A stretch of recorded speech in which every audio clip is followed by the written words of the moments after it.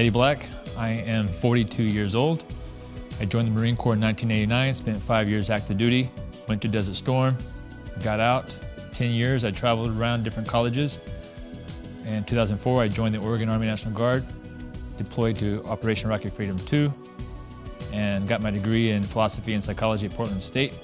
And currently I work for the National Guard with the Resiliency Program, and I try to train soldiers to also learn infantry skills and to also learn positive skills to help them reintegrate after they've used their infantry skills.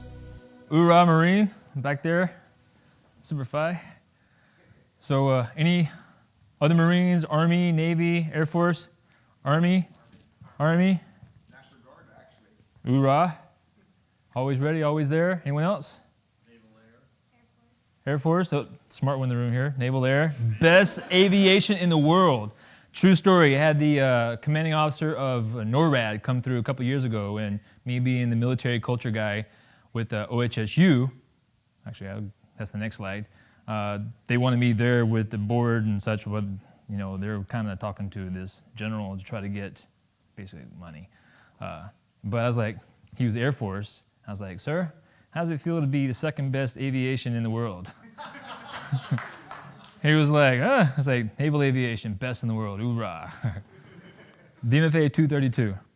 But this right here, if you are interested, this is just a little website that I made because people are all the time going, what was that book? What was that film? What was that thing? What was it? Whatever. So I made a website. I got stuff on there for vet courts. I've worked with a reintegration team trying to help veterans with vet courts around the state. Crisis intervention training, I'll be doing that with some police over in the east side of the state on how not to interact with a veteran at 3 o'clock in the morning. I mean, there are some police officers out there who are doing a great job. I've gotten those phone calls and they say, we don't want to arrest this guy, what can you do for him? But the general thing that I've seen is actually guns drawn, get on the ground for somebody who is suicidal. And I've been on the phone call, I've saved some lives because I managed to talk people down on the phone before they went out guns blazing. In working with the reintegration team and working and helping veterans, young veterans, older veterans, the number one obstacle in any of us getting help, myself included, is stigma. The stigma of appearing weak. That is huge. Asking for help. I still struggle with it. Even though I've been working on this for a couple years now, I still struggle with asking people for help. It is hard to do. And so what I do sometimes with myself is just ask people for little things. Like, hey, can I have a hug? Dude, what's wrong with hugs? Nothing's wrong with a hug. I like hugs. But if you can't ask a person for a hug right now on a normal day, how are you going to ask for somebody for something that's really important to you? Hey, I need you to sit down with me for a second so I can share some of this stuff with you. How are you going to do it then if you can't do it now? How can you do something big if you can't do a little thing? How can you run a marathon if you can't run a mile? And so the number one obstacle in dealing with veterans who have actually held a gun in his hand, pulled the trigger, and it went click. For some reason, it did not go off, and he realized, what did I just do? And now I'm talking to him the next day. The number one obstacle is asking for help. And that, trying to frame that is one of my challenges, trying to explain it to people in a way that they feel, okay, well, it's not such a big deal asking for help. And so one of the stories that I told to a veteran, which to him made sense, was this. Can you imagine you and me in combat? Why, yes, Sarge, I can. All right. What if you was on one side of a street and I was on the other side of the street and you were wounded? Do you think that I would run across the street with bullets flying to come get you? Yes, Sergeant, I do believe it. You doggone right. I will run across whatever to get to you because Marines do not leave people behind. Bar none. Roger. Okay, let me ask you this. It's Portland. Would I answer a phone call from you and come help you fill out a resume to get a job or find an apartment or get in school or whatever, anything you can think of? Do you think that I would help you with that? Well, let me ask you this. Which one's easiest? If given the choice, if some, Q from Star Trek or God or somebody said, I'm going to give you an opportunity to help a veteran. 1, a hail of bullets, or 2, drive across town with a coffee in your hand, listening to music on a bright summer day. Which one would be easiest? I'd rather, take the truck and listen to coffee. I mean, it's easier. Why would you not think that I would do this if I would do that? Well, yeah, I guess that makes sense. So yeah, it's easy. Pick up the phone, call me. Well, that is still the hard part, asking for help. So another scenario, one of these veterans who had tried to kill himself and it was unsuccessful, thankfully, I'm sitting with him. I said, let me ask you a question. If you were walking down the street and some other person jumped on top of you and started fighting, you just mano a mano, nothing else, just fist fight, and you got beat up, would you run inside the building next door to me and say, Sarge, this guy just beat me up? Would you do that? He said, no. I said, doggone right, and I wouldn't expect you to. We don't run like that in the infantry. We don't run to mom and say, hey, this guy beat me up. You take your licks, you get stronger from it, maybe go work out some, and then go meet him the next day. We can't win every fight. I don't know anybody who has never came out in the short end of a fight with a busted nose or something. That's life. Deal with it. Roger, well, let me ask you this question. Because that's what he's thinking when he's like, all of a sudden, he was homeless, he didn't have a job, his girlfriend and his kid was leaving him, and he was getting kicked out of school. And he still couldn't figure out how to call somebody for help. And I had a lot of resources for him. And so I asked him another question. Now imagine this. It's post-apocalyptic world, and we all got guns, and you got in a firefight. And while you're in a firefight shooting at a guy back and forth, a zombie dude, you run out of bullets. And you look over across the street, and you see me with a box of bullets. Would you say, hey, throw me some bullets? Would you do that? And he said, well, yeah. I said, exactly. This is no different. I'm not fighting your fight. I'm not getting out of your bed and going to work your job at your school. You've got to do the work. You've got to sit and talk to your wife. You've got to do the homework for the test that's coming up. You've got to show up to work and do a good job. I can't do that.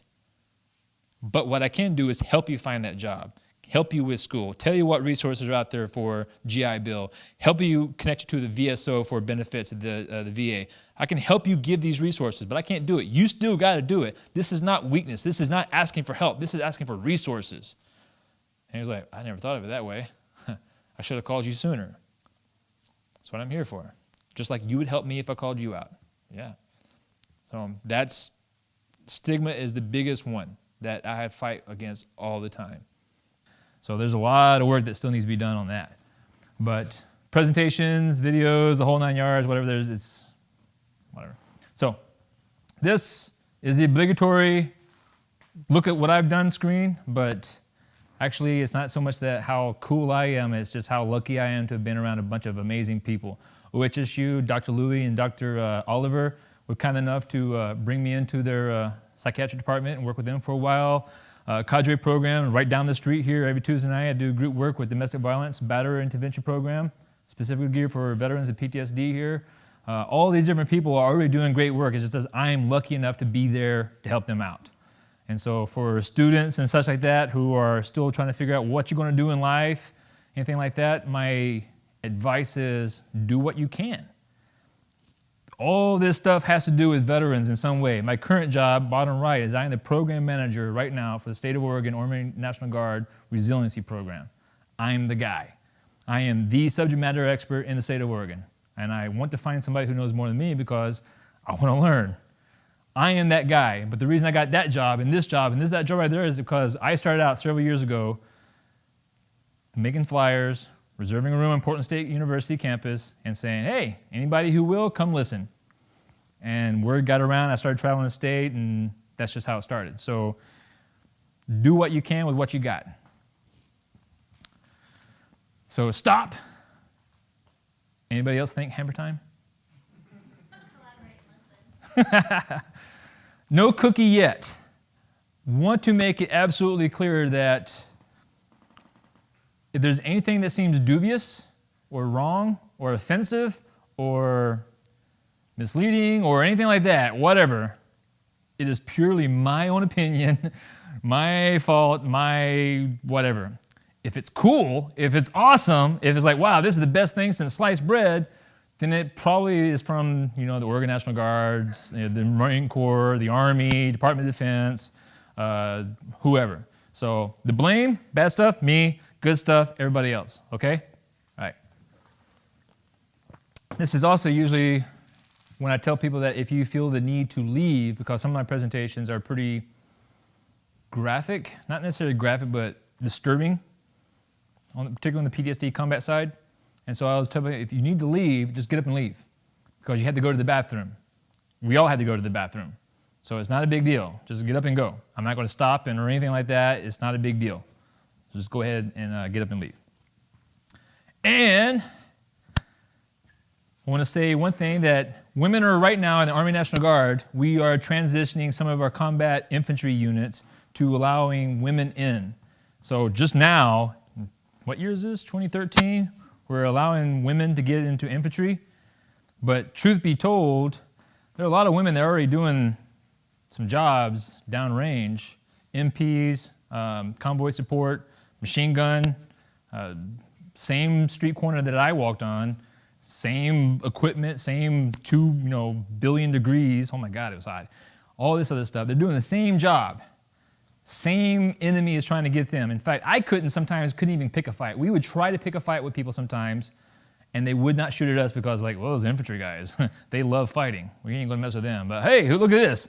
MP unit. Oh yeah, we love to mess with MP units or convoy security or whatever. So a lot of times they got the worst. So the women are already doing combat. They're doing a hell of a job. And as an infantry instructor, one of my jobs right now is to train infantry. I don't care what the person's gender is. All I care about is, do you have my back and can you do the job? And believe you me, there's plenty of men that come through my school that can't. They don't have the intestinal fortitude, they don't have the drive, they don't have the motivation, they don't have the integrity to carry their battle buddy. I don't care what your gender is. Can you do the job? So I'm happy to see it. And y'all going to have to follow with me, because I'm trying to do 3 presentations here. I'm trying to do a little bit of military culture. I'm trying to do a little bit about what it was like for me to go over and come back, and a little bit of here's some positive skills to learn, some of the lessons that I learned, some of the things that I'm teaching soldiers that you can take back with you all at the same time. One of these alone can be a 2-hour presentation easy, and I've got 10 minutes? 10 minutes. So hang on. But think about this. We take people from all over the country, from this family where everybody hugs each other and eats dinner tonight, or this family where, like my family, my ex-girlfriend saw me and my sister interacting. She lives in Mississippi, and she asked me, do y'all love each other? I said, yeah. Well, I don't hear you say I love you, but I hear a lot of sarcasm. Well, that's how we are. My family, we'll rib each other all the time. Like, come on, Grace, stand up. You just learn how to walk today? We're saying I love you, but that's how we talk to each other. You take people from all the different walks of life, and you bring them together because we have to develop a common culture. How do you do this common culture? What are our values? I mean, there's a lot of stuff that I've got on here that are very important to us, but you don't learn these things by putting it on a placard, on a poster, and putting it in your break room. Like, pick whatever company out there, and you go in the break room, you see, here's our values and here's our mission. That does no good whatsoever on changing culture. Useless. You just wasted some ink. You have to work on the behavior of people. You have to make it to where people want to do something to fit in. Social pressure is huge. In the military, we are all about social pressure, shame and guilt. I did a CrossFit workout last night, and I was like, whoa, this interesting stretch with your elbow goes in your toe, and you have to move around. I was like, I can't wait to do this to my soldiers, because this hurts. True story, I'm all the time looking for ways to hurt soldiers. People that don't understand that. I hurt them for a reason, because the only way you're going to learn something is if I put pain next to it. Pain is memory. Memorize pi to 15 numbers. Anybody know it? I promise you, you give me time and permission to hurt you, you will learn it for the rest of your life. First, I got to go look it up because I don't know it either, but I promise you, I can teach you. I just got to have the ability to hurt you. When you get that answer wrong, it's basic operant conditioning, Skinner. I mean, it works. It really does work. But we also, JJ did not buckle. Justice, judgment, decisiveness, integrity, duty. I mean, we got 13 leadership traits. The Army, we got, what is the Army? Leadership, I know everybody says the leadership. Loyalty, duty. Respect, honor, self-service, integrity. There we go. Hoorah. That's great. That's awesome that we put this stuff down there. But that still does not teach us who we are supposed to be. The Marine Corps, JJ, Jitai, Boko. That's how I can then remember our huge list. But that's not where we're going to learn how to be a Marine from. Seriously. Hey, let me ask the Marines in the room. Have you ever done something or not done something because you say, hold on for a second, let me consult my Marine Corps values. Okay, it fits. Ever? Anyone? I never have. So what we do is at Paris Island, I don't know if it's still that way anymore, but back in '89, we spent like, a whole week of learning Marine Corps history. About Dan Daly, Boxer Rebellion, Smedley Butler, Chesty Puller. I mean, we tell these stories about these individuals and what they did and how they lived up to it. And so when we find ourselves in a situation at a bar and I got 12 bikers looking at me and it's just one Marine and 12 bikers, that's an easy decision. What would these guys do? Hit the biggest one and go for the next one. Start hooking and a jabbing. Do I think that I am going to beat up all 12 bikers? Not at all. I'm under no illusion whatsoever that I'm a kung fu master or that I'm bulletproof and I'm going to live through that. Not at all. But what is sacred to me, what is the most important value for me, is to never give up. So you hear a lot of people say things like, you got to rise to the occasion. We're going to rise to the occasion. Baloney. This is a fallacy. There is no such thing as this at all. Doesn't exist. Does not exist. Instead of rising to the occasion, which you never do, you sink to the lowest level of training. And if your training is lousy, you take shortcuts every time you train, you goof off every time you train, when it going gets tough, guess what you're going to revert to? What you've always trained. And so one of the things I teach soldiers who are having issues asking for help, because that's a big one for all of us, is, okay, before you find yourself in that position, suicidal people that I work with, it's hard for them when I'm feeling all these different things to call me up in the middle of the night. That's hard. And so I got to make it easy for them to begin with. I want you to call me tonight with a bad joke, the most perverted, weird joke you got, but you better call me at 9 o'clock or before. And they will. That's easy. If you can't do that, how are you going to call me when you need me? And so I had to work him into it. And before you know it, boom, we're talking all the time. You know, hey, I just wanted to call. I had to talk to somebody. I'm glad you called. We sink to the lowest level of training. And never, never, never, never, never, never, never quit. This is hard for a lot of people who don't know what this is like. Anybody else watch The Biggest Loser TV show? I love that show. Oh, God, I love that show. Jillian, I love Jillian. Jillian is so awesome. But she sees it. They see it. I've read her book. It's a great book. People who aren't used to pushing themselves past what they think they can do don't know what it's really like. And so their body is saying, okay, just quit. Their mind is saying, just quit. But yet she knows you can go further. A lot of people don't know what it's like. They don't know how far they can really go. They don't know that you can be up for several days with very little sleep and little food. And the local nationals were like, there ain't no way. You have to have air conditioning in your body armor. There's no way you can wear body armor in 130 degrees. Thank you, Uncle Sam. But we're doing it. They didn't think it was possible. And so I will train soldiers and I will intentionally make them fail. I will give them a situation there's no way you can win at all. That is not the point. The point is I want them to fail, and then when they're failing, they're like, oh, it's time to give up. Now I can develop that mindset that you can continue to move on. They find something to do. You can move forward. You can change a plan, whatever it is. That's the definition of optimism. And that's why 12 bikers, bring it. True story. Actually happened one time. So the A-Team, anybody watch the movie The A-Team? Great movie. I mean, I love The A-Team, TV show and the movie. Anybody not seen the movie? Okay, well imagine this. You're the A-Team and you're in a plane and you're flying high and you're being chased by other planes and those planes start to shoot you down, your plane's going to crash. And you're like, oh, we're going to crash. We're toast. We better get into the tank. And you get inside the tank, and the tank gets out of the plane and it has parachutes. And now your tank is floating to the ground. We're good. And then those planes shoot out the parachutes. Now you're in a tank that's plummeting to the ground. That's no good, right? You're toast. So a lot of people will be like, let's just give up. That's what we do. We give up. Not the A-team. The A-team was, what do we have? What can we do? We have a main tank turret. We can just happen to have live ammunition, but whatever. Shot it, and the momentum of it, basic physics, propelled the tank over. Because down there was a lake, and they just had to move the tank over sideways until it fell down into the lake. They did not give up. And if you read some of your military history, you will see a lot of great examples of military people like, what we got? We got a spoon, some duct tape, and a schnauzer. And there's a whole lot of Nazis over there. We can make this work. They come up with the strangest plans. We're great at that.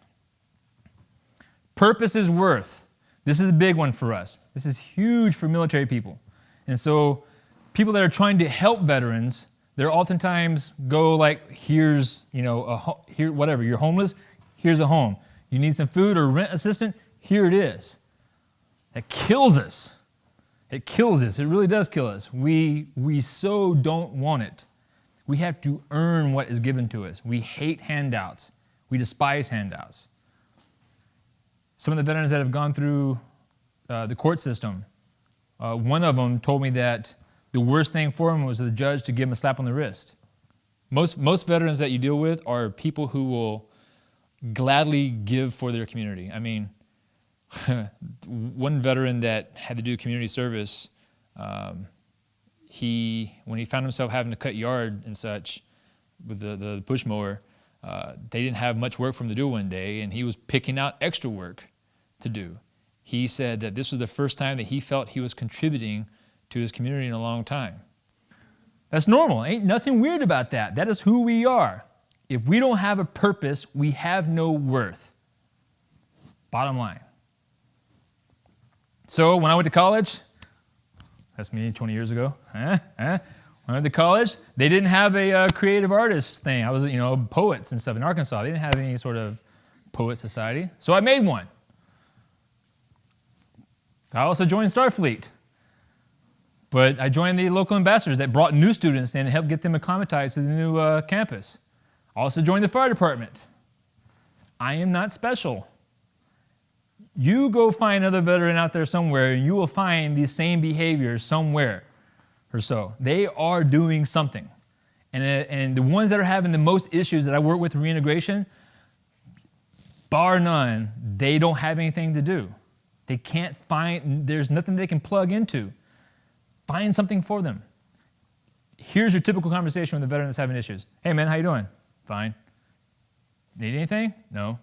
Got a job? No. How's life? It's okay. That's a conversation. I called this same guy up. It's like, hey man, I don't even know how to turn on a computer. I'm a computer illiterate guy, but I'm trying to hook up some computers together for local veterans to have a Call of Duty tournament. Think you can help me hook that up? Oh yeah, I used to do that in the Army. And then I was like, hold on the phone. He couldn't get him to shut up. He needed a purpose. So find us a purpose.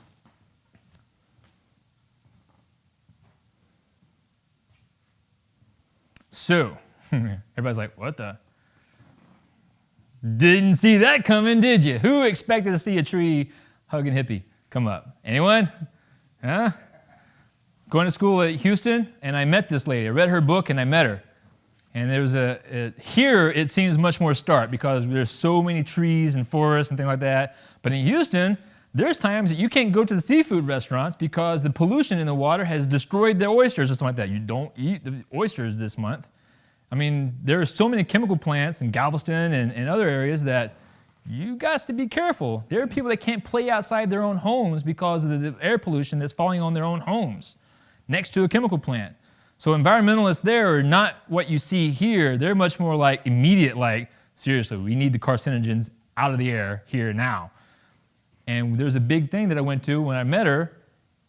steel workers, big old blue collar, steel hat wearing steel workers with, hey man, how you doing? Got the guitar?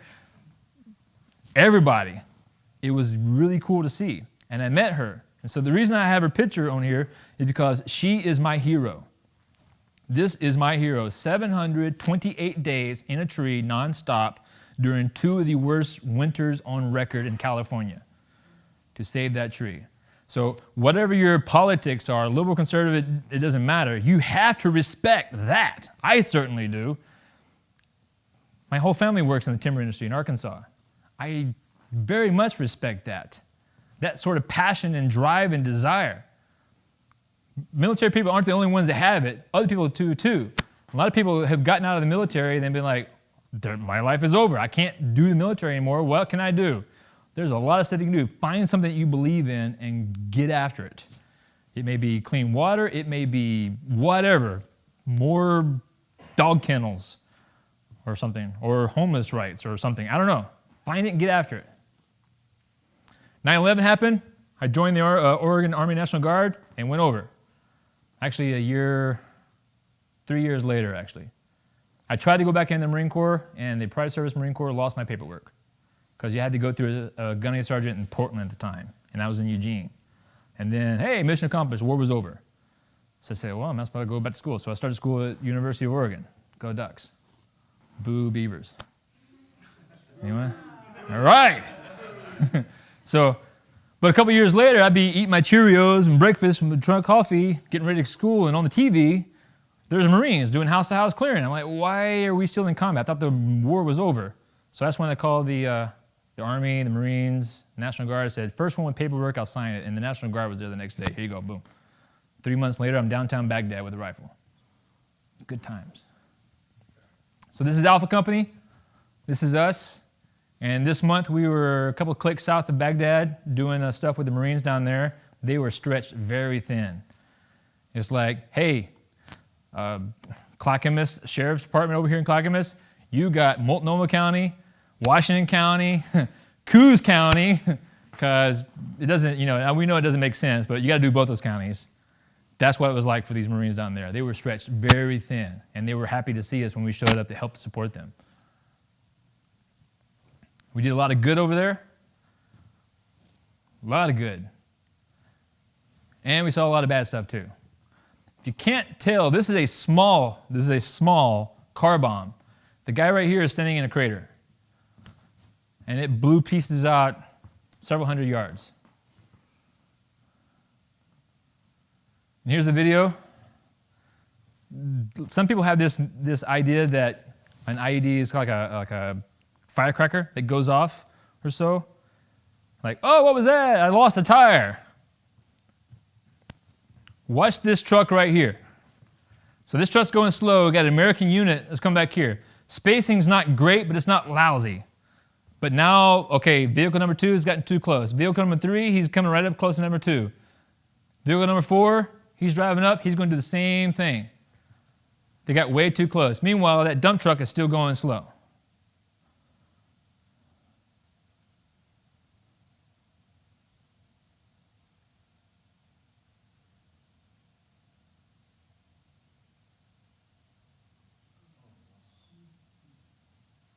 For the first couple of years, when I got back, driving was not a good thing for me.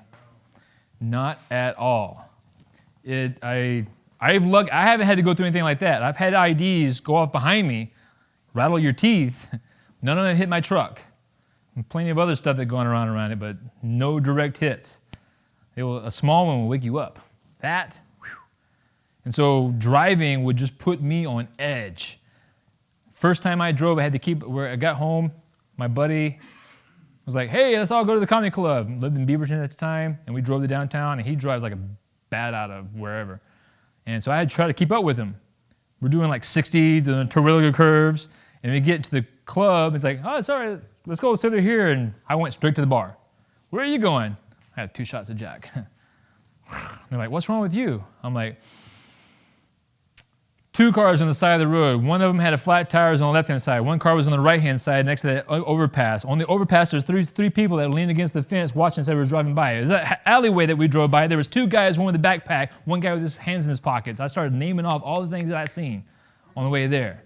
And they're like, we didn't see any of that. I'm like, I saw every single thing, every piece of trash, every dead animal, every hole, every discoloration of the concrete, every slow driving car, cars that are riding low in the springs because there's a lot of weight inside it. What do you think that's from? 155 rounds. All these things I'm paying attention to. Your brain can only handle so much stuff to look at before you start to get tired. And so for me, a lot of guys can't go to sleep. For me, I couldn't stay awake because I'm constantly scanning my environment, looking around me. Whenever I stop for 60 seconds, I'm asleep. I'm out. So we come home, and everybody's like, hey, we come home, it's all going to be great. It's going to be like, the movies. You guys remember our discussions overseas. What's it going to be like? We're going to eat steak every day. I'm going to buy that Harley. I'm going to ride across the country. We're going to have sex 3, 4, 5 times a day. All this good stuff. I'm going to write the great American novel, get the movie, you name it, done before Christmas. But a lot of the individuals that I work with, couple years in the reintegration team, a typical case is like this. It's a younger guy, 18 to 25-year-old. 18 to 25-year-old cannot stand the sound of kids, and they feel guilty because of it, because they can't stand the, and everybody's like, oh, what's wrong with the poor baby? They're just like, shut that kid up. There's a lot of reasons why, and it's a little bit different for everybody else. There's a lot of reasons why. One, you're not supposed to like the sound of screaming kids. It's an evolutionary thing. As a species, let's go find it and stop it because it could be a snake. All right? So you're not supposed to like it, but it could remind us of a bunch of other things that we've seen and done. So there's a lot of reasons why. Sex, oh my gosh.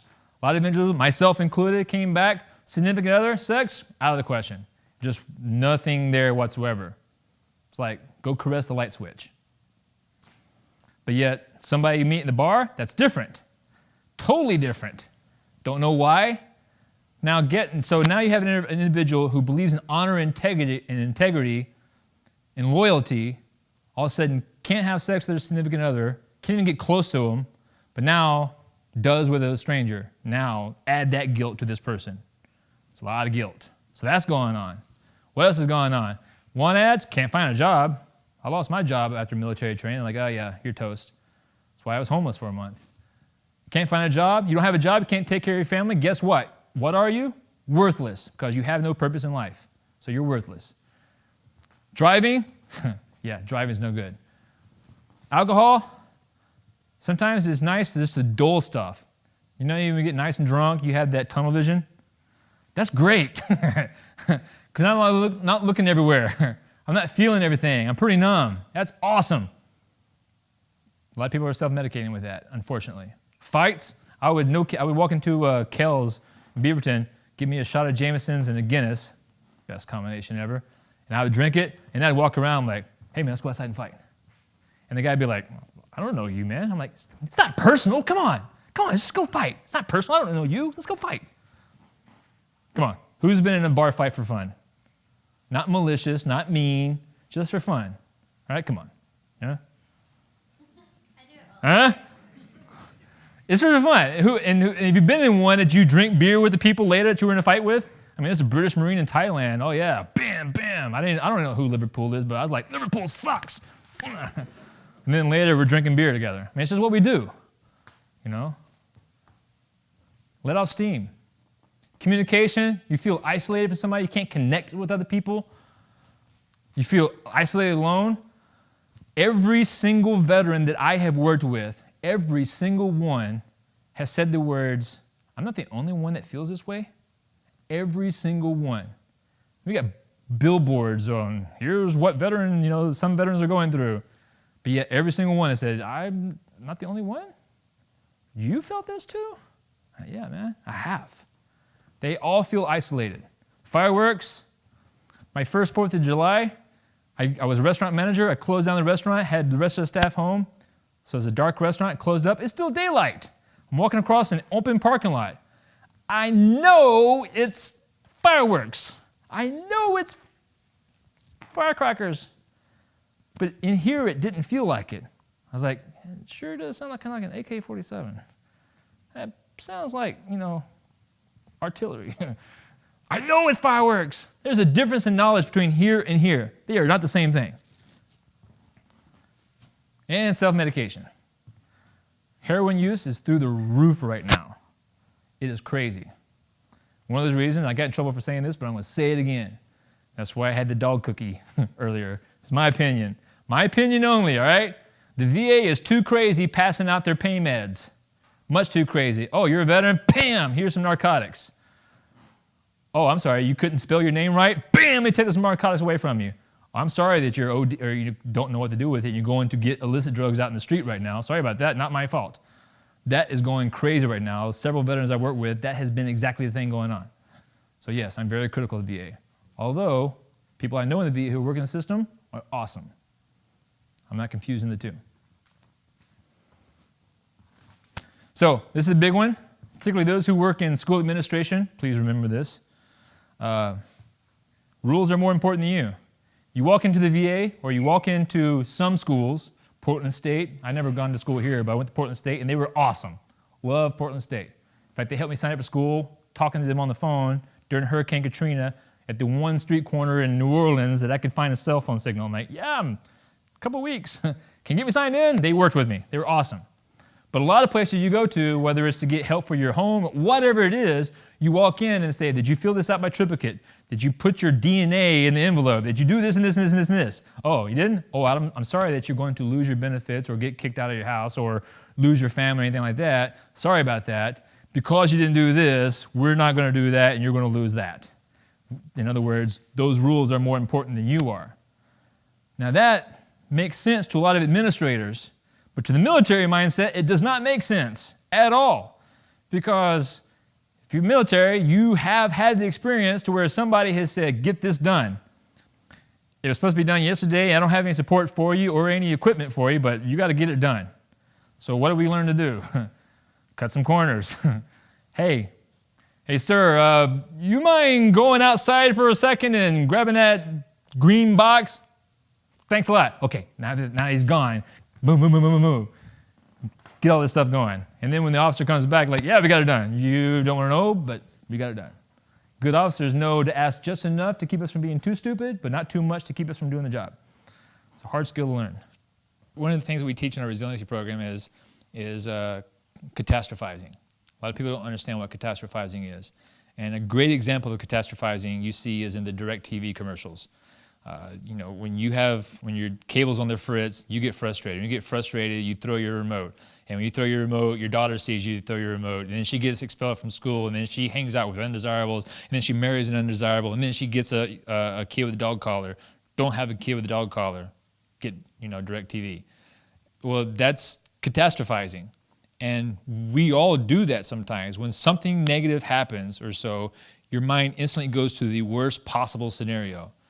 If I didn't get my student funding, my GI Bill this month, I'm not going to pass school. And if I don't pass school, I'm not going to get my degree. If I don't get my degree, I'm going to end up working at Burger King. That's the only job I can get. If I work at Burger King, my wife is going to leave me, and we do that reasoning instantly. It happens in a split second. And you find yourself, as soon as you open that letter that says your GI Bill is late, you feel like a -10. The heart just drops out of you.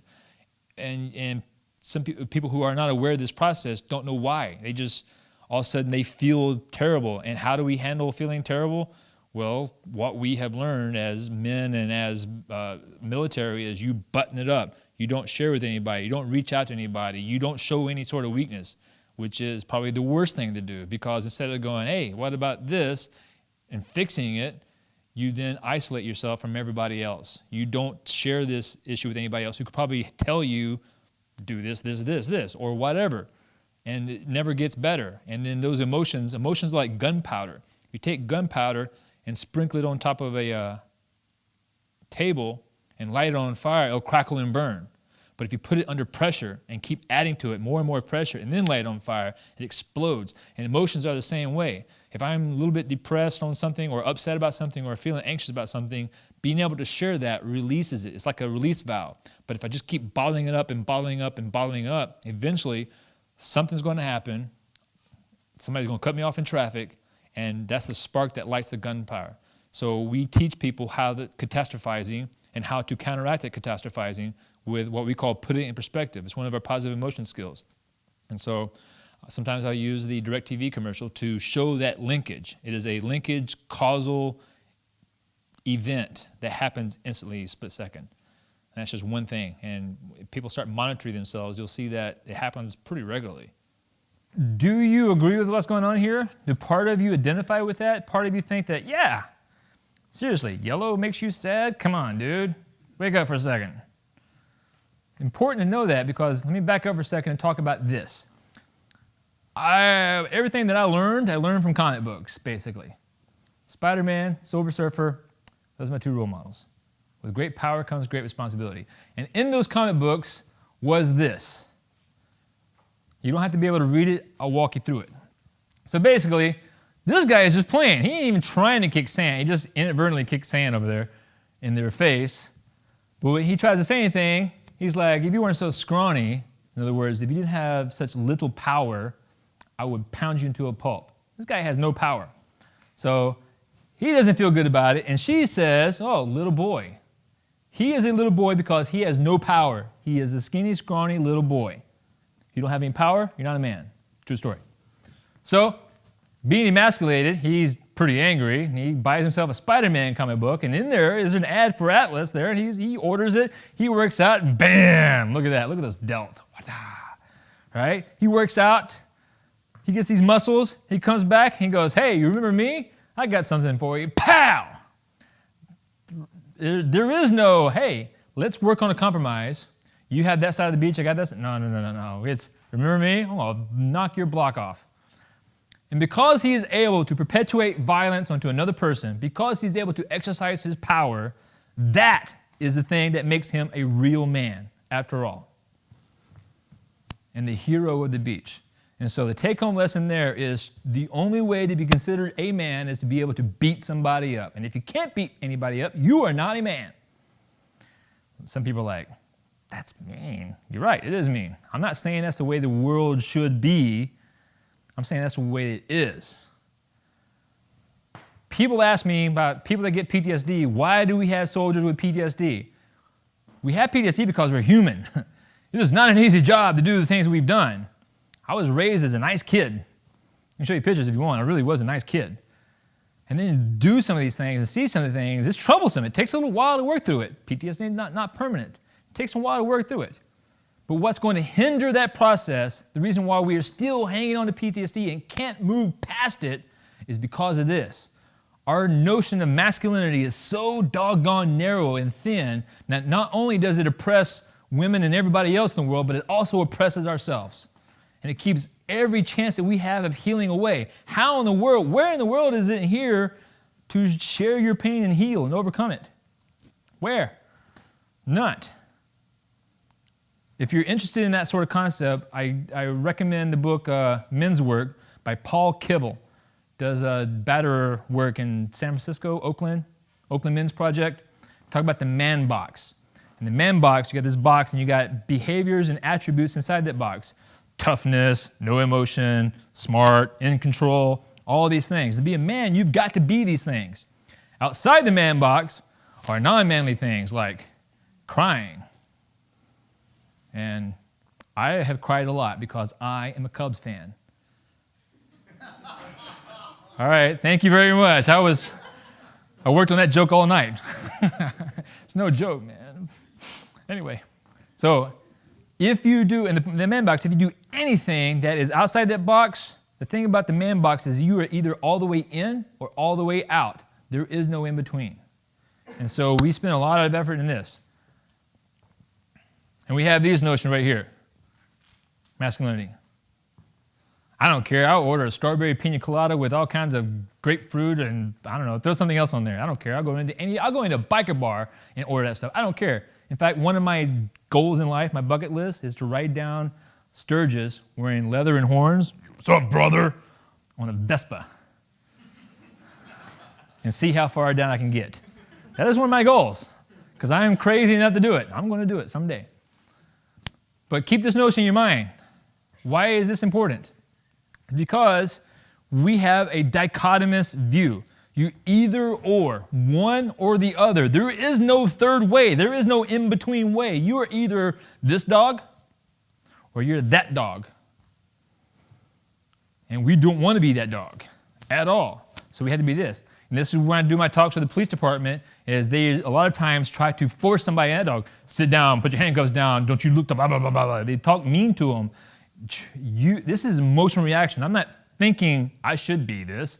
It's an emotional thing. We are raised in this condition from little beady kids. Little girl stumbles and scrapes her knee. Oh, come here. Little boy stumbles, scrapes his knee. Well, my dad told me, rub some dirt in it. True story, dirt helps. So that's huge important. So back up for a second. Why did I go to therapy? Because I was lost. No, actually, I went to therapy because I looked at my unit and I could see that alcohol, divorce, arrest, cocaine, whatever, happy pills. I mean, I was like, we've only been back less than a year and everybody's got something going on. Not me, because I was going to school, I was a manager, got a brand new truck, had a hot girlfriend, I wasn't drinking every night, wasn't doing anything. I mean, I had like one beer a week, maybe. Too busy to drink. I didn't have any issues.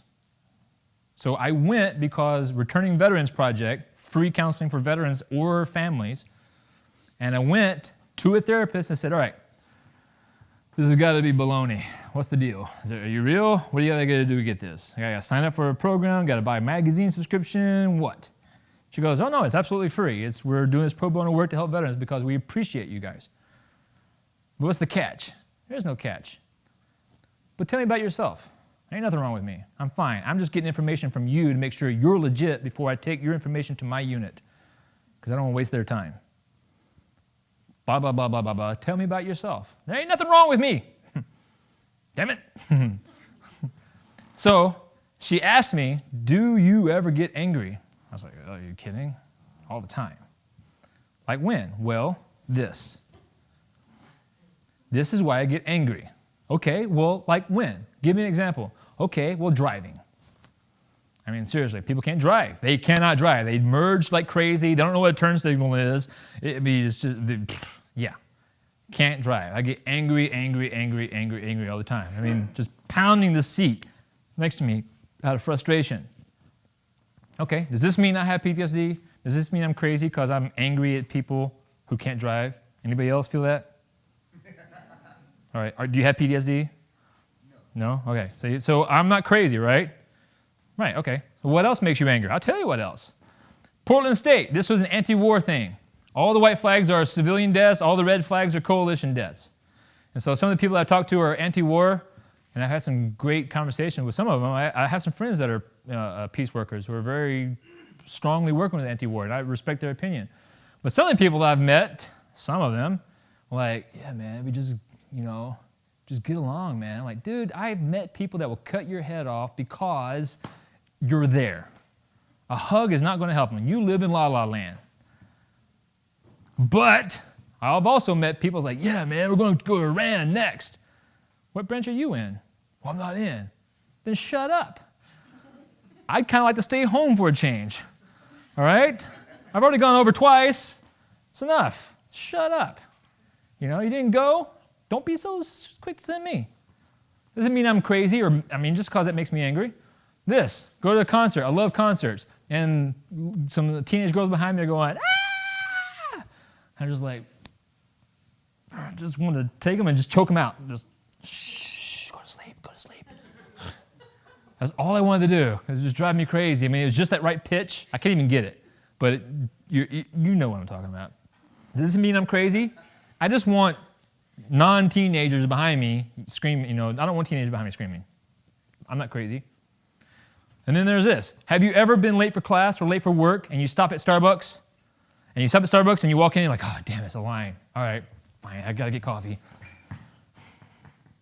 And you wait and you wait and wait. And this guy, I mean, they're talking, and he finally gets to the counter, and that's the first time he looks at the menu.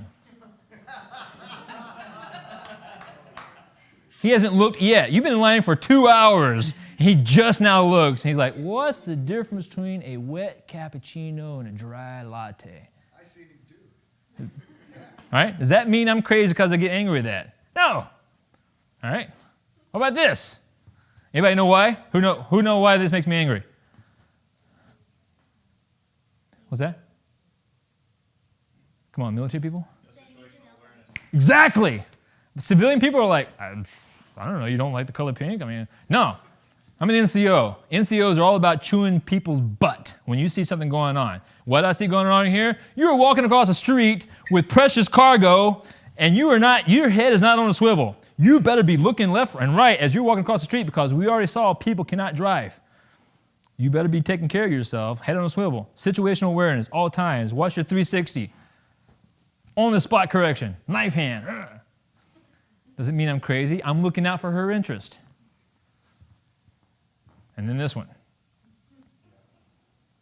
My therapist is smart. She kept asking me and asking me, what's the next one? What's another one? What's another one? What's another one? Kept asking me. And finally, I was in Costco. I can shop at Costco now.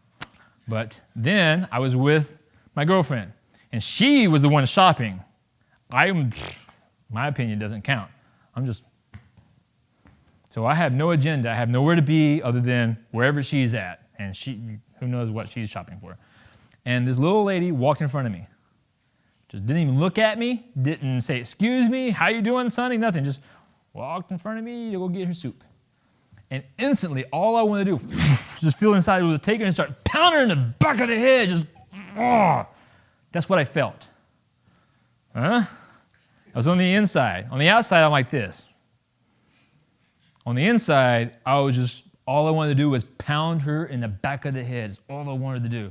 I looked at my girlfriend, I was like, I can't be in here right now. I gotta go. And she's like, where'd this come from? What, huh?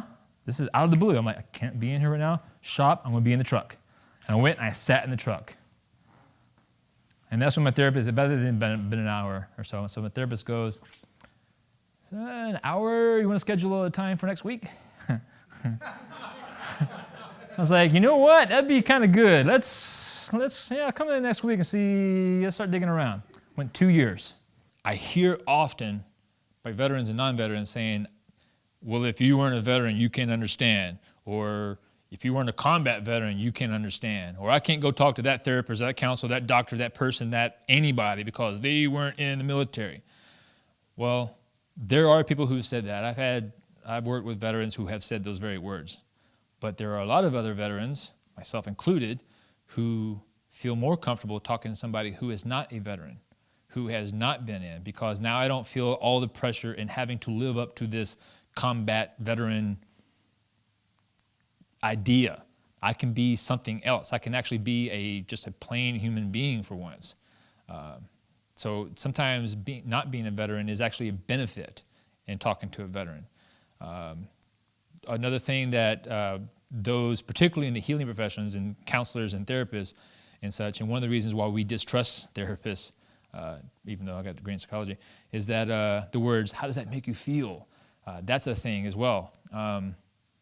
If I'm telling somebody, if I'm telling you my story and such, and things that gave me guilt about the firefight that I was in where, I'm not going to go into the details, but I've carried a lot of guilt about some things that happened and such. And I sit down with a therapist, and that therapist goes, so tell me, how does that make you feel? You just lost me. It is evident that you really don't care. You are going through a script in your mind about what you are supposed to say, not based on what I'm saying. And once I figure that out, I don't want anything to do with you at all. It's not the words, it's the intent. And so when people who are not veterans say, how do I talk to this veteran? My advice is to be honest.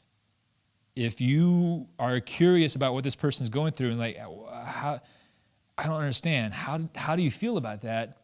I get that. That is a different word than, how does it make you feel? My father was never a combat veteran. He never joined the military.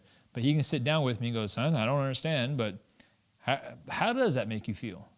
Because I know he's not doing just a list of words or a script that he was trained in school that he has to say, this whole separation between therapists and stuff. He's not doing that. He's trying to reach out and understand.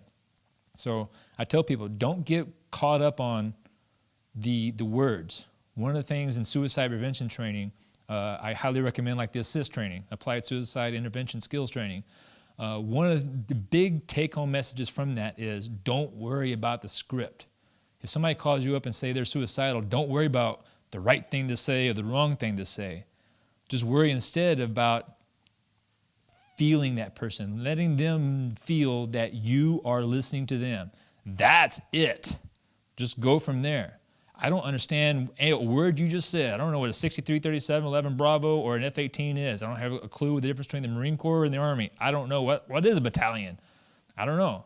But how did you feel during that time? Were you scared? Were you excited? Were you this? Ask those questions. That is gold. That is a whole lot more than anything else. You don't have to be a combat veteran. You just have to care. Sometimes it was twice a week. Sometime, and toward the end, it was like once a week, once a month, once every 2 months, once every 3 months. There were times I'd jump into the office and I'm like, come on, doc, let's jump in the middle of this stuff. Let's jump in the heart of it. Let's quit beating around the bush. What's going on here? Because all of a sudden, myself, like a lot of other people that I worked with, would be like, hey man, how you doing? Oh my God, what's going on, man? Why am I so sad? Is there gas here? It's just like, don't know. Just emotions come out of nowhere. And it's just like, it must have been like what it's like to be pregnant. Ladies, I feel sorry. I really am, because name an emotion, anger, confusion, sadness, jealousy, all of it just out of the blue, bam, and not just like a little bit, like, oh, I'm a little sad today. Not like full-on tears, like, did somebody shoot old Yeller? Or, I mean, I didn't know, because my body is not used to it. For months, it had been shut down, not feeling any emotions. All of a sudden, I was going, how do we use emotions? Well, let's just throw them out there. I had to relearn how to experience emotions. And it gets better over time. It really does. So, I'm going to go Aristotle for a second, because I got my degree in philosophy as well. And I love Aristotle, as well as chai lattes. So Aristotle had a thing called the golden mean, which most everybody outside of philosophy completely misunderstands the golden mean. They think it's like the middle value or so. So, courage. If something's happening and you don't do enough for it, you're a coward. If something's happening and you do too much to it, like the little lady that walked in front of me, and I'm like, I am rash. I have too much. Aristotle would say, find out the right amount that is necessary for that particular time. So it could be, it's not, back up a second, it doesn't have to be like a number 5 on a scale of 1 to 10. You're not always trying to be a 5 forevermore. That's stupid. That is not the golden mean.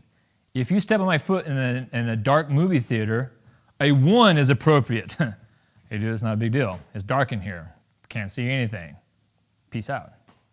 If you try to steal my nephew in a dark van that says free ice cream on the side, a 5 is not enough. I'm going 10 on you. I'm going nuclear.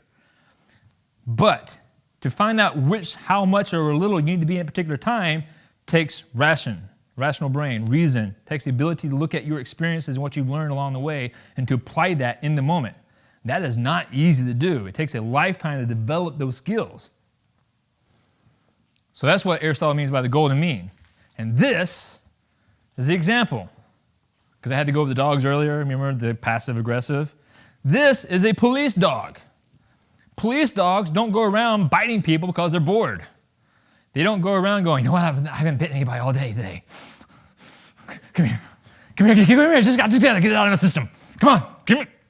Get over there. Don't make me come over there. I won't bite you. All right? That's not a police dog. A police dog is like, is that bacon? You got bacon? Because s'mores smell bacon. So, what was that? That's a police dog. It is what it needs to be in that particular time. Nothing more, nothing less. I had a police dog that had killed three people. It was a retired police dog. My family used to have a dog kennel and train dogs and stuff. killed a couple people in Louisiana and Arkansas. Cable guy walked in on the dog. We didn't know the cable guy was there. And we came home, guess where the cable guy was? He's in a bloody pool in the court. No, he wasn't, because it's a police dog. Police dog was sitting in the middle of the kitchen like this. And in the corner of that kitchen was the cable guy. Hey, what's up? How you doing? You mind calling your dog off? We would train our police dogs. When we put you in the hand like this, the dog's got you.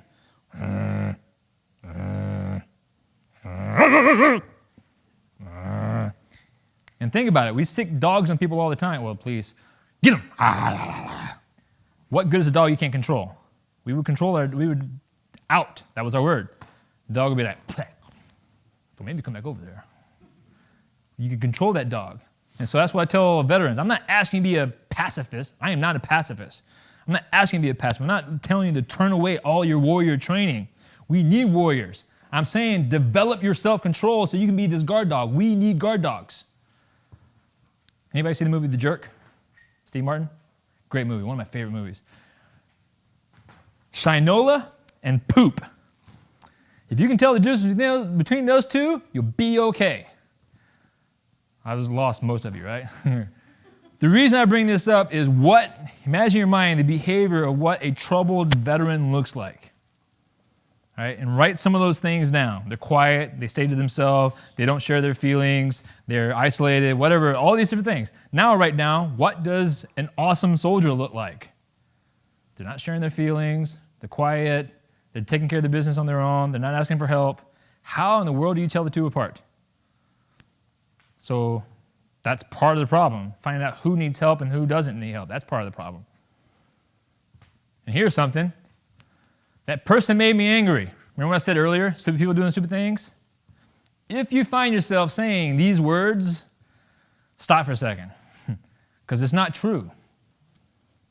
I don't get angry because stupid people doing stupid things. I get angry because of my own thinking. Nobody can make you angry. Nobody can make you sad. Nobody can make you feel anything. That power lies within yourself. It is your assessment of the situation, the environment, that determines what your feelings are. Basic CBT stuff. It's one of the things we teach in our Jedi school, also known as resiliency training, is teach people this awareness.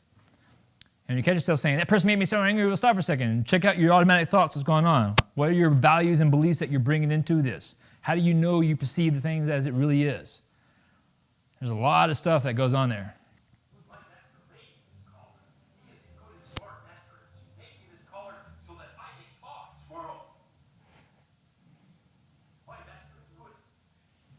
Huh? If nothing else, I hope to be entertaining. So I used to be an honor student, vice president, the Psychology Honor Society.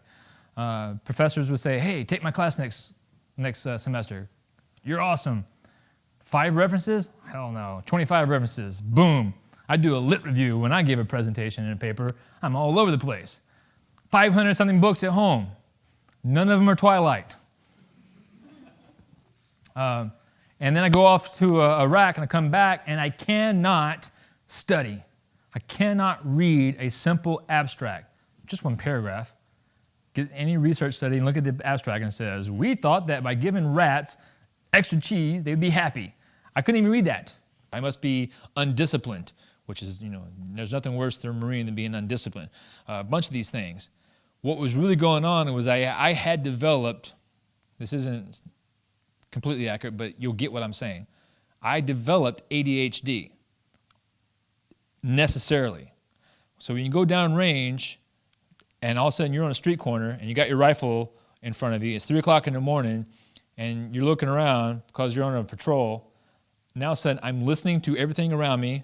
Is there anything that's moving that sounds suspicious? Metal that's opening, dogs and such. People, I'm watching people over there. Are those the same people that I saw the last time? Bad guy doesn't wear uniforms. You can't go, oh, bad guy, good guy. How do you tell the difference? Body posture, the way they look at you, the way they don't look at you. Are they trying to act not suspicious, or are they looking at you mean? How many people look at you mean because you are making them miss their work or keeping them awake? A lot of people. So just because looking at you mean doesn't mean he's a bad guy. Well, that guy over there is smiling at you, hey, I love you, is actually the bad guy. How do you tell the difference between the two? Where's the weapons? Radios, you listen to platoon and company and battalion. All these radios are going on at the same time. Meanwhile, where's Alpha team? Where's Bravo team? Where's my platoon leader? Platoon leaders, second lieutenants love to get lost. It's just a fact of nature. Like, roll the dice, second lieutenant is lost somewhere out in the woods. Go find him. Platoon sergeant, where's platoon sergeant? Another rule of nature. Platoon sergeants think they're one-man kung fu squads, so we have to rope them back in. All at the same time, your attention cannot be on one thing at one time. It has to be everywhere all the time. And if you focus, which is putting all your attention on one thing, if you focus for a split second, that means you lost awareness of everything else around you. And if you lose awareness, you're dead. Or what is worse, you let one of your buddies die. It's better that I die than one of my buddies die. And so you develop this skill. It becomes second nature. You can't help it. You always look. And you come back here, and you sit down, and if you know what an abstract is in scientific research, it's a paragraph at the top that basically summarizes the paper that you're reading. And I would actually do this. I would read the abstract, and I'd put my hand over it, and I would say, what was this about, other than psychology? I have no idea. Let me read it again. And I would do that. I could not retain information. I would start reading it. The quick brown fox jumped over the lazy dog. And it wasn't that I felt scared. I wasn't going, what's coming? It wasn't that at all. It was just that it's a normal thing because me as a guard dog, as a watchdog, is always watching. It's just part of who we are. It doesn't mean you're scared. It doesn't mean you're weak or anything like that. It's just who you are. My mom came to visit me at graduation, and she was upstairs in the lobby when I walked into the hotel room, and she was hiding behind a potted plant. And I walked 2 steps into the lobby and said, hi, Mom. How did you see me? I'm used to looking around, particularly things that are above me, when I walk into rooms. It's just normal. I can't help it. I scan the environment. Doesn't mean I'm afraid. Doesn't mean I'm filled with anxiety. Doesn't mean I'm drinking myself to sleep every night. It means that I'm watching my environment. That's the way the talk has become. The way to listen to some people, psychologists, some of them are saying this, that because you're hypervigilant, you must have PTSD. Oh, crap. Who isn't hypervigilant? No good soldier or Marine who has ever deployed downrange comes back without hypervigilance. None. And so the language is too stark on black and white. They're too ready to say, you have a disorder. I don't have a disorder. I did have some issues, but I got help. I went to therapy for 2 years. And so the best things to do, and I recommend this so highly, is this. So let's try this for a second. For 10 seconds, it's going to be torture. Focus only on the flame for 10 seconds.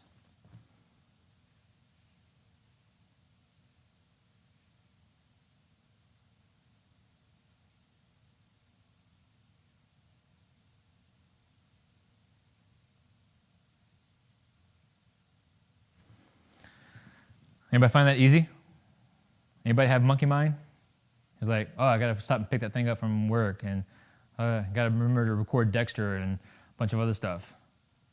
When I first started meditation, I couldn't do it. It was like a million thoughts going in my head all the time. But I try to do it every day, at least 5 minutes. If I can't do 5 minutes, 1 minute. I try to do 20 minutes every day. This has been the biggest thing to help me learn to get my mind back so I can read. You can't very well go to grad school if you can't read a paragraph. Not going to happen. So this, I would tell everybody to do this. This is what there's a mountain and mountain and mountain of evidence that supports the positive benefits of mindfulness training. There's a lot of good stuff going on here. And part of going to therapy, I also trained for my first marathon. And that first marathon was, the most I ever ran before then was 6 miles. And all of a sudden, I'm doing a lot of, every week and every other day and such like that. And when you run for 3 hours on the road, you're kind of stuck with yourself. You think of every great idea in the world and every lousy idea, and it's like forced meditation. And that was a good thing for me. This mannequin, trying to hold hands with somebody, feels like holding hands with a mannequin. People don't understand it, but that's true. But here's the thing. So unless you don't lose hope, because here's the truth. You don't feel anything. You don't feel that spark when you hold somebody's hand. But the reality is, it's still there. It's just that the connection between your awareness and feeling it in your body, you learn to shut that off. You're on a 20-mile rucksack march. You got 80 pounds on your back, and you're walking, and your back is killing you. Your leg's killing you. You got a blister like, oh, yeah, it's going to be bad on your bottom of your foot. It's hamburger meat. You can't tune into that pain. You have to tune it out so you can keep going. We have learned very well to tune out of our body, to not feel it.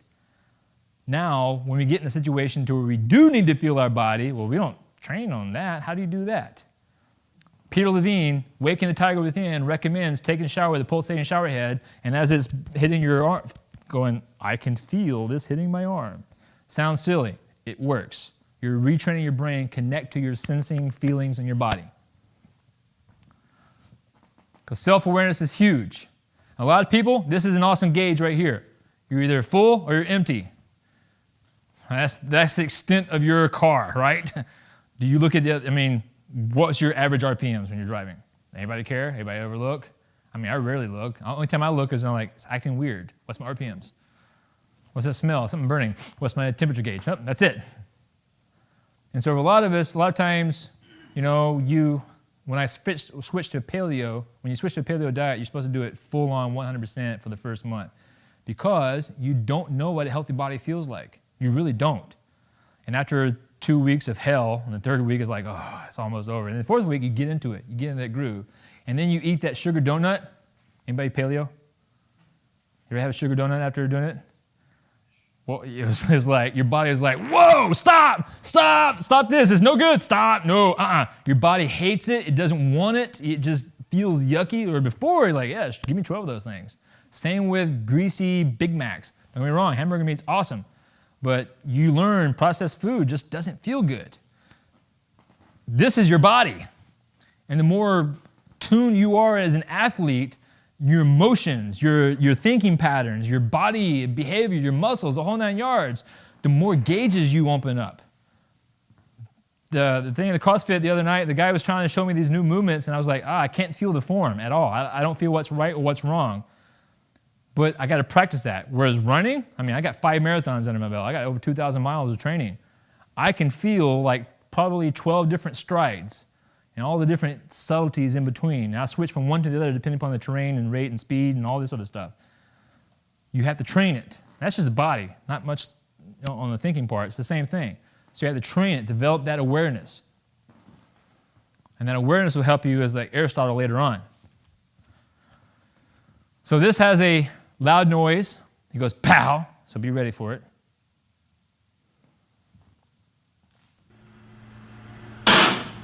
Startle response.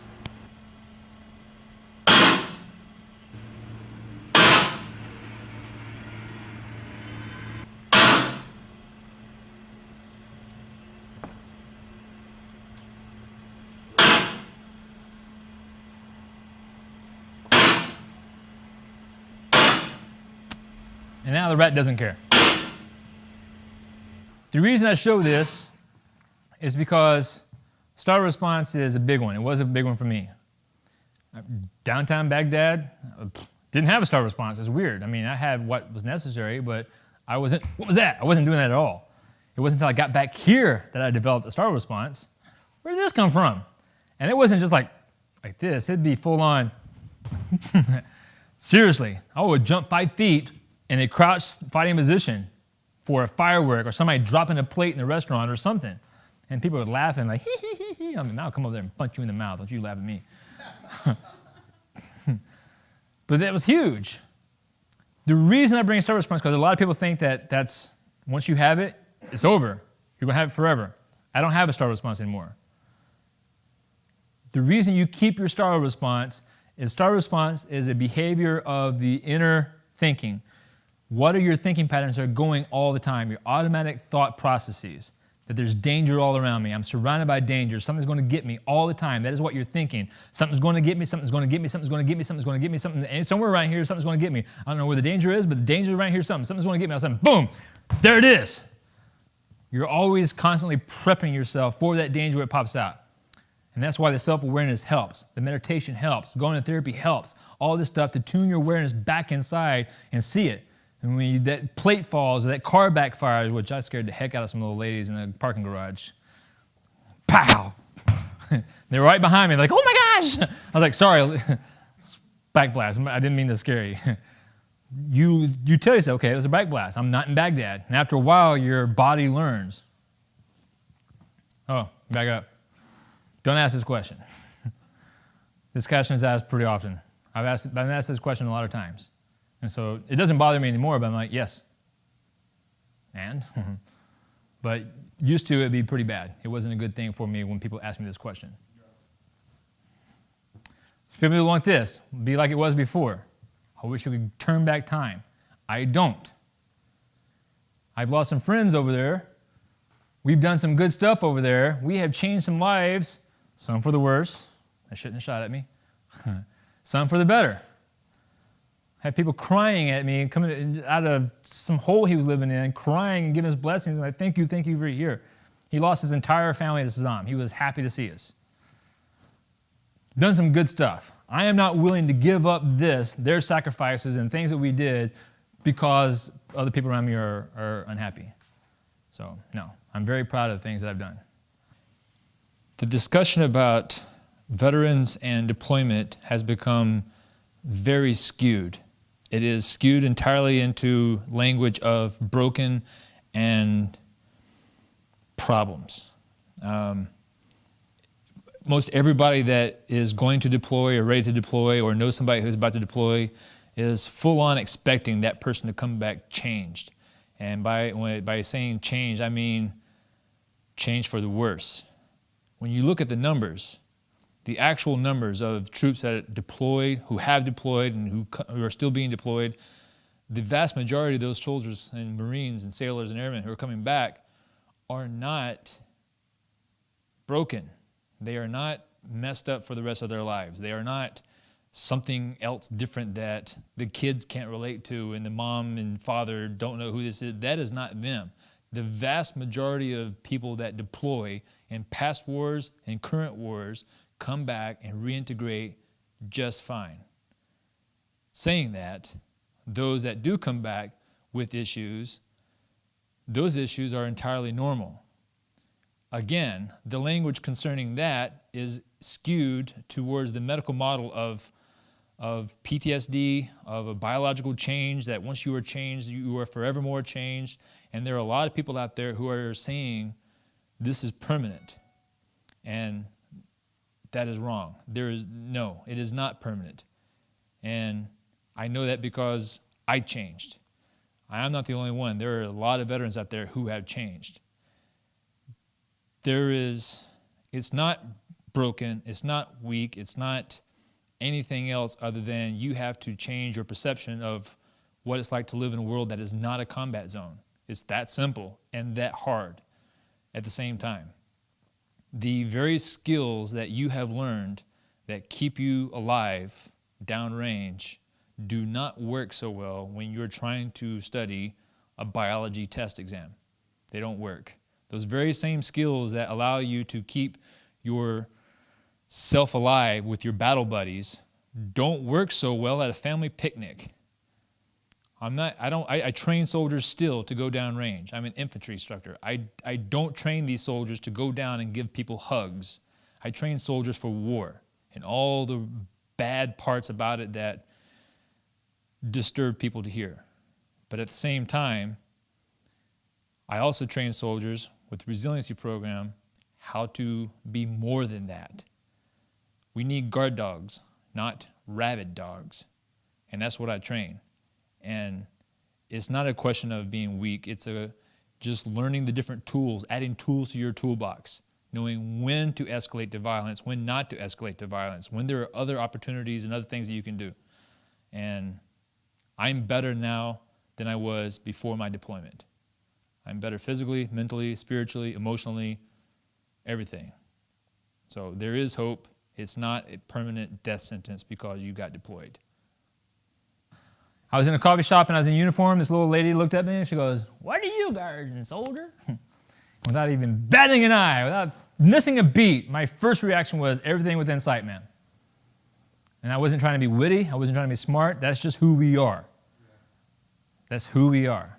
So if there is something going on outside this door, even though that Marine is in dress blue uniform, pretty sure that Marine is going to move towards the enemy or whatever's out there. It's going to happen. These guys. And the Air Force here is going to call in air attack, go, hey, just carpet bomb the whole block. Yeah, we got it. Meanwhile, we're going, you already did it. Doggone it. We never get any fun. Air superiority. But this is who we are. Like this, Tacoma Mall shooting a couple years ago.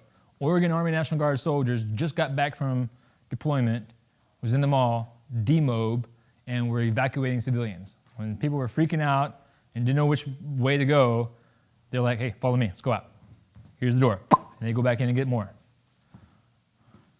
I haven't done it in a mall, but I have chased a gunman in Eugene. A guy shot at a group of kids. Took off running down the alleyway. Across the street was me. I saw it, took off after him. Didn't you have a gun? No. God help you if I get my hands on you. Guy only had a 22. What you going to do with a 22? I won't get to you. It's over. Civilians don't understand that. But we're trained that way, and that is who we are. Something else? This will help you. Everybody, not just soldiers, everybody. One of the things you can do right here is savor the day. So, I accidentally went to the next slide. Count your blessings. Every day, do something. I use, day journal. Whatever, it's on the iPad, whatever. You can hey, today was this. Whatever. You want to name 3 good things every day that is happy for you. It could be a cup of coffee. Or, one time I made it all the way from military headquarters in Salem to home without hitting a single red light. That made my thankful list that day, because that never happens. Why is that happy? Well, this is why. This is the area that I run around in Salem all the time. This is Minto Brown Park, and I run laps and laps and laps and laps and laps. And I love it because it's peaceful, it's quiet, you see hawks and whatevers and stuff like that, and I'm just, I'm here for 3 hours, 4 hours running, and I'm loving it. It's awesome. Smell that air. You can point to all the good stuff. This is why you want to hunt the good stuff or counting your blessings, because as I'm running, I see this little guy. It'll be a snake. True story. I have run through areas that say, warning, cougars in the area. I don't care. Middle of the night, I'll still go. Bears, I ain't worried about it. Raised in Arkansas, I've gone after alligators. Not a big deal. Fought, me against a couple of guys. I don't care. Bring it on. One little grass snake, that big, it's over. It's over. Ah! That's me. So I love running here. In the summertime, these are common. I'll see one of these little guys. There is no nice sunset. There is no pretty flowers. There is no awesome bird thing. There is no, there's still a pretty run that just ran by. But there's not a whole lot of good things going on around me. The only thing that's out here is snakes. And as I'm running, I'm looking everywhere for snakes. Because I already saw one. Where is that snake at? And believe you me, some of my best times are when I've miscalculated and I'm farther out and it's dark and I have to get back to the parking lot, I'm flying down that sidewalk because I don't want to hit the ground because there's snakes. That's why hunting the good stuff, counting your blessing works, because we get caught up looking at the bad stuff. I failed my test, got stuck in traffic, that person looked at me the wrong way, this, all these negative things. And if you don't ever count the good things, you then skew your perception about what the world is. That the world is a bad place. There's nothing good in the world. It's going to be bad for me forevermore. And by doing this habit of looking at what you're thankful for, you balance the equation. Yes, the world has some bad things in it, absolutely. But it has some great stuff in it too. Like when the Bears beat the Packers. Negative emotions are contagious, but so are positive ones. So be positive. You are the average of the 5 people you hang around with the most. Who are you hanging around? If they're negative Nancy types, don't hang around them anymore. Go find somebody else. Find a happy person. Hey, you seem pretty happy. Let's be friends. Let's play Call of Duty or something. This is my information. That's my email. That is my phone number. It is all over the state of Oregon. You can share it with anybody. I know what I'm saying.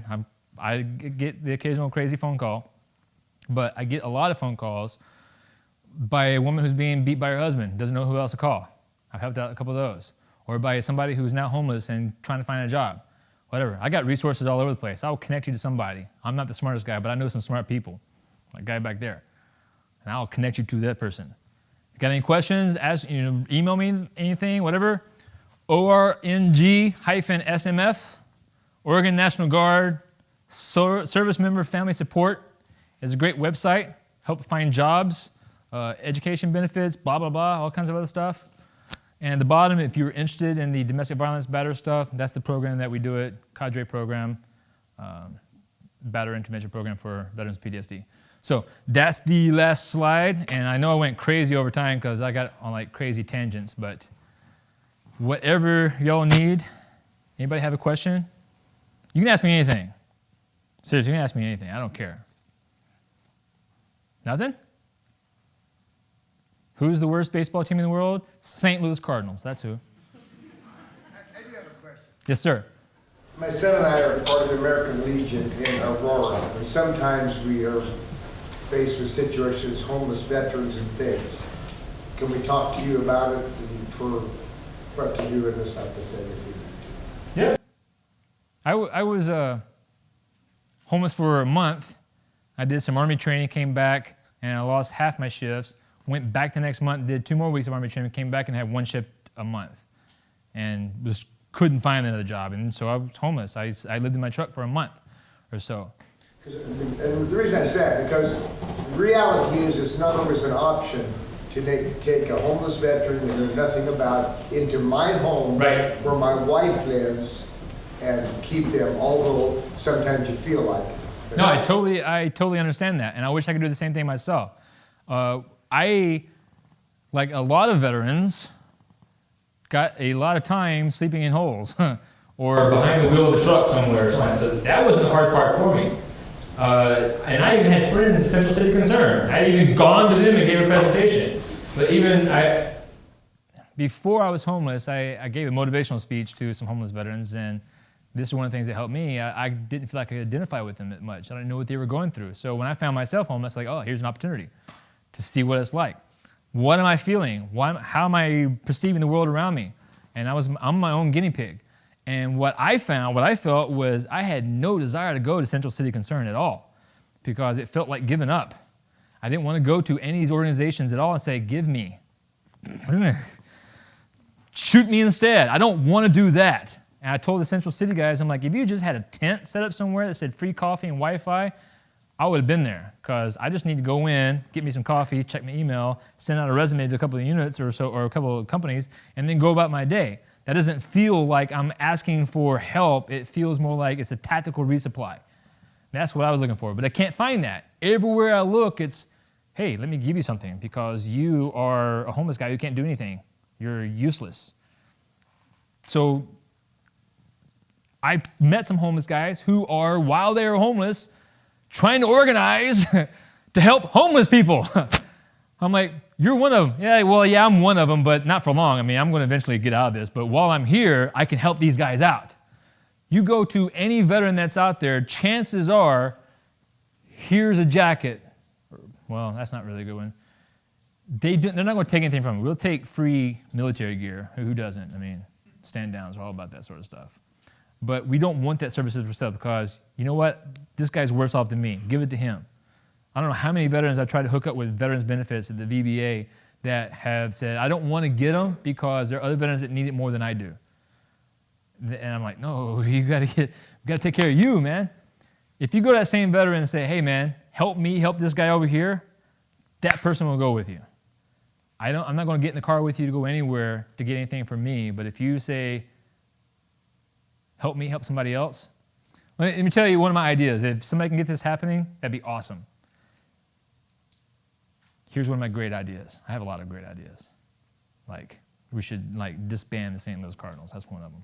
So one of them is like, if you go to like the OEF vets, OEF vets or so, and like, hey man, how you doing?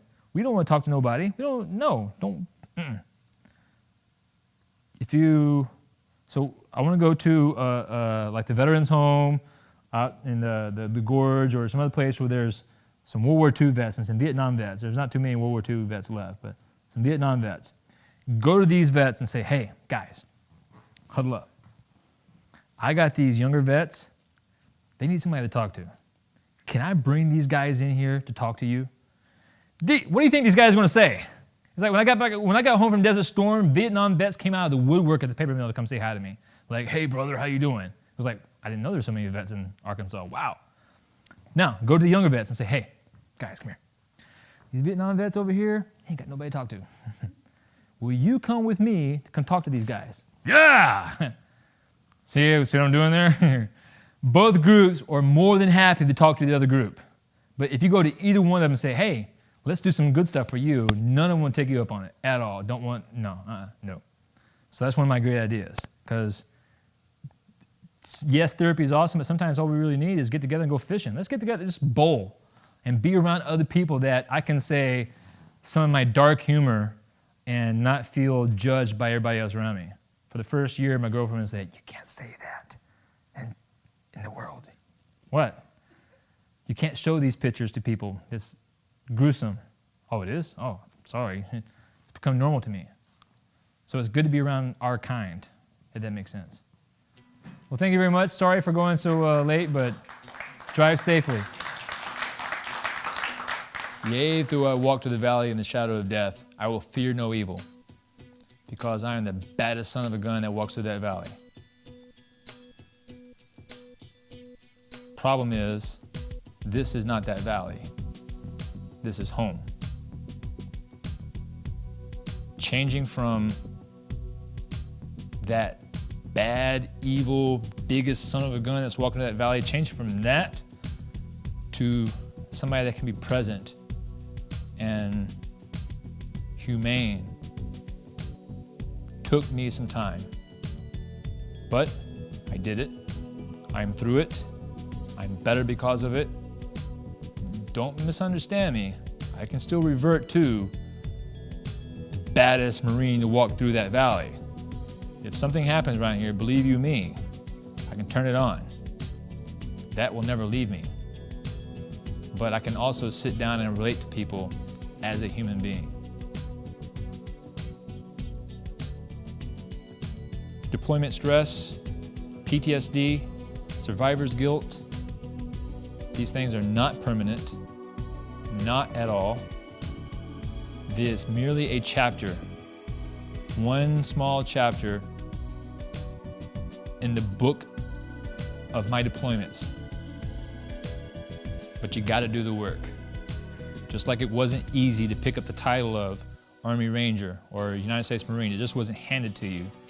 So too this. Health is not gonna be handed to you because we're back. You gotta do the work. So,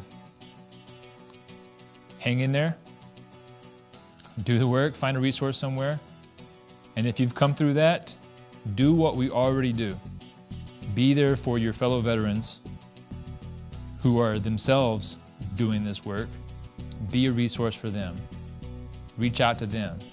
Be ready to give them the help that they need.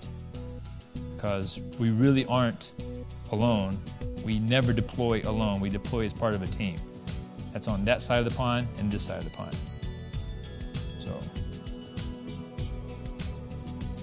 Semper Fi. Do or die.